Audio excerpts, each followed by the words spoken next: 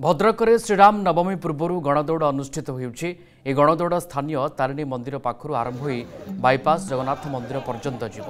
एथिरे मंत्री सूर्यवंशी सूरज, राज्य सभापति मनमोहन सामल, सांसद अभिमन्यु सेठी, भद्रक विधायक सीतांशु शेखर महापात्र समेत जिलार हजार हजार लोक सामिल होइछन्ति।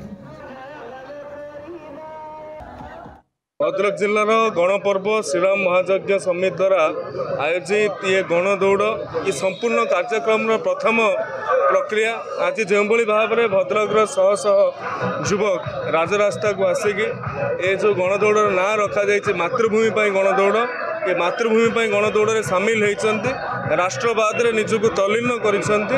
ये आमर जिला राज्य एवं देशपाई शुभ सूचना बोली मु आशा करुच्ची।